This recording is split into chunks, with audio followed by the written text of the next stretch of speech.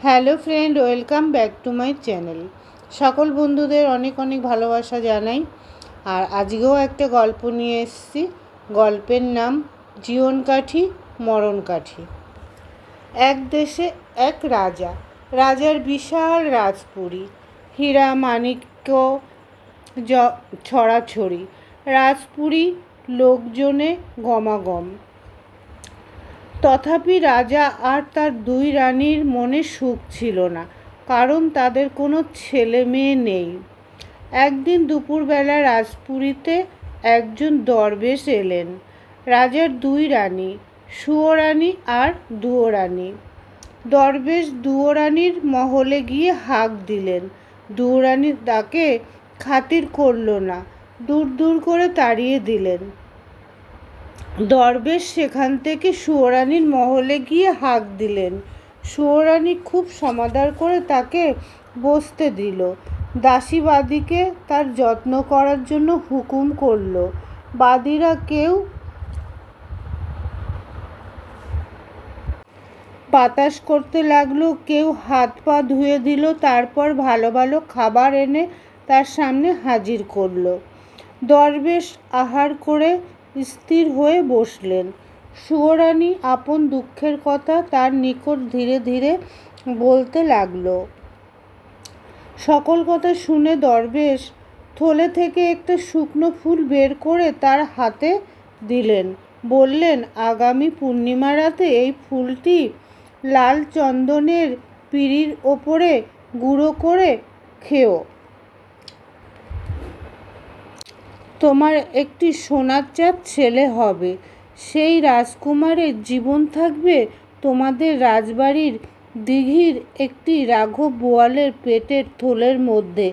এই কথা বলে দরবেশ চলে গেলেন। দিনের পর দিন যায়, মাসের পর মাস। সকলে জানতে পারল সুয়োরানীর খোকা হবে। উজির, পাত্র, মিত্র, দাস দাসী সকলে খুব খুশি হলেন। রাজা দুহাত ভরে ধনরত্ন বিলাতে লাগলেন। রাজা দুয়োরানীকে খুব ভালোবাসতেন। রাত দিন তার মহলে পড়ে থাকতেন। তিনি যেদিন থেকে জানতে পারলেন সুয়োরানীর খোকা হবে, সেই দিন থেকে তিনি হামেশা তার মহলেই যাতায়াত করতে লাগলেন। দুয়োরানীর মন হিংসায় জ্বলতে লাগলো। সে মনে মনে ছটফট করতে লাগলো। 10 মাস পরে রাজপুরীতে আলো করে সুয়োরানীর একটি খোকা হলো। শিশুটি যেন একগুচ্ছ পদ্ম ফুল। তার চাঁদ মুখের দিকে তাকালে চোখ জুড়িয়ে যায়। রাজা আর রানী রাজকুমারকে দেখে দুনিয়া ভুলে গেলেন। দিনে দিনে রাজকুমার বড় হতে লাগলো। দুয়োরানী তার সৎ মা। সে মনে মনে জ্বলতে পুড়তে থাকতো, কিন্তু বাইরে থেকে ভাবটাকে প্রকাশ করল না। সুয়োরানী চেয়ে রাজকুমারকে সে বেশি করে সোহাগ আদর করতে লাগলো, কিন্তু ভেতরে ভেতরে সে মতলব বাড়তে লাগলো কেমন করে তাকে মেরে ফেলা যায়। রাজকুমারের বয়স যখন 16 বছর, সেই সময় দুয়োরানী একজন দাসীকে টাকা কড়ি দিয়ে হাত করল। রাজকুমারের জীবন কোন জিনিসের মধ্যে আটকে আছে কৌশলে তা সুয়োরানীর কাছ থেকে সে যদি জেনে আসতে পারে, তাকে অনেক বকশিশ দেবেন। সেই দিন থেকে সময়ে আমার সেই দিন থেকে দাসী সুয়োরানীর মহলে যাতায়াত শুরু করলো। নানা কাজে সাহায্যে সে সুয়োরানীর মন খুশি করতে লাগলো। একদিন সুয়োরানীকে কথায় কথায় সে বলল, বড় রানীমা, রাজকুমার আমাদের রাজমহলের নয়নের মণি, বংশের দুলাল, তাকে খুব সাবধানে রাখবেন। সুয়োরানী বলল, সাবধানে তো রাখা হয়েছে, কিন্তু তবুও শত্রুর কি অভাব আছে বলো। দাসীটা বলল, আমারও তাই ভাবি বড় রানীমা, দুশমনের থেকে সাবধানে থাকা দরকার।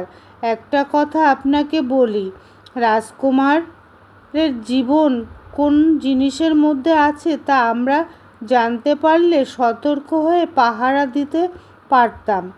সুয়োরানী চুপি চুপি বলল, তুই অনেক কাল থেকে আছিস, অনেকটা আপনজন হয়ে গেছিস, তোর কাছে বলতে কোনো বাধা নেই। বলছি শোন, রাজবাড়ির দিঘির যে মস্ত বড় রাঘব বোয়াল আছে, তার পেটের মধ্যে থলির মধ্যে আছে দুটো কাঠি, জীবন কাঠি আর মরণ কাঠি। ওই দুটোর মধ্যে আছে রাজকুমারের প্রাণ। দাসীটা মনে মনে খুশি হয়ে বলল, আচ্ছা রানীমা, আর আপনাকে কিছু বলতে হবে না, খুব সাবধানে, কাউকে যেন বলবেন না। সুয়োরানী বলল, তোকে বিশ্বাস করে কথাটা বললাম, কাউকে যেন বলিস না। দাসীটা জবাব দিল, তাই কি বলতে পারি। এই কথা বলে সে চলে গেল। সে খুব তাড়াতাড়ি দুয়োরানীর মহলে গিয়ে হাজির হলো। দুয়োরানীর মহলে গিয়ে বলল, ছোট রানীমা, কী বকশিস দেবেন বলুন, আপনার দুশমন নিপাতের খবর নিয়ে এসেছি। দুয়োরানী হাসি মুখে বলল, আগে বল, তারপর বকশিস। দাসীটা বলল, শুনুন তবে, আপনাদের রাজপুরীতে দিঘিতে যে রাঘব বোয়াল আছে, তার পেটের মধ্যে রাজকুমারের প্রাণ রয়েছে জীবন কাঠি আর মরণ কাঠির মধ্যে। দুয়োরানী তার কথা শুনে আহ্লাদে আটখান।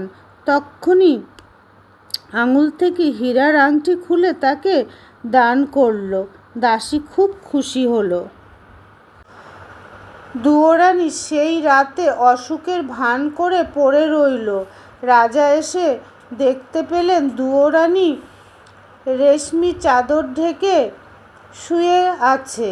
রাজা খুব ব্যস্ত হয়ে উঠলেন, বললেন, রাজবৈদ্য, খবর দেব কি? দুয়োরানী বলল, না, আজ দুপুরে ঘুমিয়েছিলাম, সেই সময় একজন সাধু স্বপ্ন দেখা দিয়ে বললেন, রাজবাড়ির দিঘিতে মস্ত বড় একটা রাঘব বোয়াল আছে, সেই বোয়াল মাছের থলেটা রান্না করে খেলেই আমার অসুখ ভালো হবে, তাড়াতাড়ি সেই থলেটা আমার চাই। পরের দিন রাজার হুকুমে জেলেরা দিঘিতে জাল ফেলে রাঘব বোয়ালটাকে ধরল। বোয়াল থেকে তার জীবন কাঠি আর মরণ কাঠি দুটো বের করে সিন্ধুকে আটকে রাখল। রাজকুমার খেলা করছিল। সিন্ধুকে সেই কাঠি দুটো আটকে রাখতেই রাজকুমার সেখানে হঠাৎ শুয়ে পড়ল, তারপর মারা গেল। খবর পেয়ে রাজা ছুটে এলেন। সুয়োরানী চিৎকার করে কাঁদতে লাগলো আর বুক চাপড়াতে লাগলো। দুয়োরানী সবাইকে দেখিয়ে দেখিয়ে নকল কান্না কাঁদতে লাগলো। রাজপুরীতে শোকের ছায়া পড়ল। দুয়োরানী অনেক রাত্রে জীবন কাঠি সিন্দুক খুলে বের করল। ওদিকে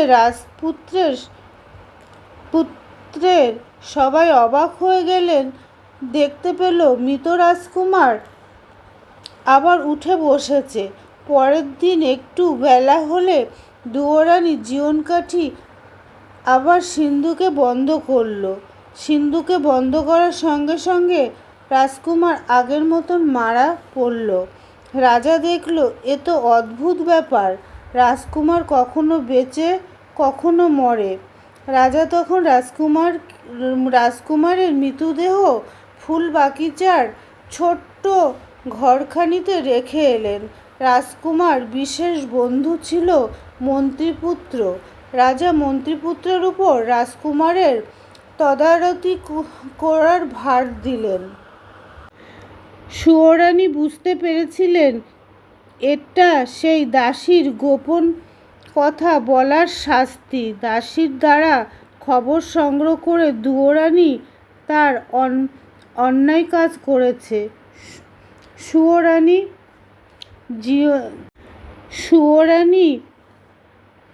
নির্জনে বসে রাজকুমারের অদৃষ্টের কথা চিন্তা করে। কীরূপে দুয়োরানীর নিকট থেকে রাজকুমারের জীবনকাঠি আর মরণকাঠি উদ্ধার করা যেতে পারে, সেই তার একমাত্র ভরসা। একদিন দুয়োরানী সেই বাদীটার কাছে নিজের দুঃখের কথা জানিয়ে কাঁদতে লাগলো। বলল, তুই ছোট রানীর বিশ্বাসের দাসী, তুই উদ্ধার করে না দিলে কেউ পারবে না। জীবনকাঠি আর মরণকাঠি দুটো এনে দিতে পারলে তোকে গলার এই মুক্তোর মালা উপহার দেব। মুক্তোমালার দাম অনেক অনেক। দাসীর মন লোভে নেচে উঠল, সেই সুযোগ খুঁজতে লাগলো। এদিকে প্রতি বছরের মতো এবারও নাওরোজের মেলা বসেছিল। উজির, নাজির, পাত্র, মিত্র, আমির সকলে বাড়ি থেকে বৌঝিরা সেই মেলায় এসেছে। কেউ সওদা করছে, কেউ বা বেড়াচ্ছে। দুয়োরানীও গিয়েছে। দুয়োরানী মেলায় চলে যেতেই দাসী চুপি চুপি সিন্দুক খুলে জীবনকাঠি আর মরণকাঠি বের করে এনে সুয়োরানীর হাতে দিল। সুয়োরানী মুক্তোর মালা খুলে দাসীর গলায় পরিয়ে দিল। সুয়োরানী তারপর খুব তাড়াতাড়ি ফুলবাগিচায় ঘরে গিয়ে দেখতে পেল রাজকুমার আর মন্ত্রীপুত্র বন্ধু বসে গল্প করছে। সুয়োরানী তাদের বলল, তোমরা এই ধনরত্ন নাও, দুটি তেজি ঘোড়া চড়ে এ দেশ ছেড়ে এখনই চলে যাও। 6 মাসের আগে এই রাজধানীতে ফিরে এসো না। দুই বন্ধু আর এতটুকু দেরি করল না। রাজবাড়ির ঘোড়াশালা থেকে দুটো ঘোড়া বেছে নিল, তারপর রওনা হলো।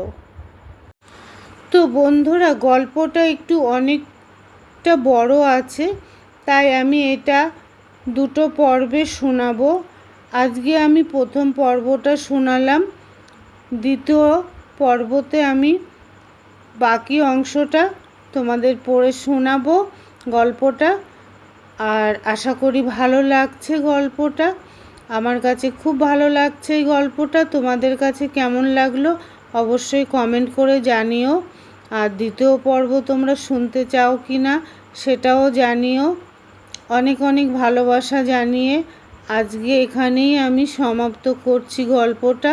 দ্বিতীয় পর্বে আবার বাকি অংশ আমি শোনাবো।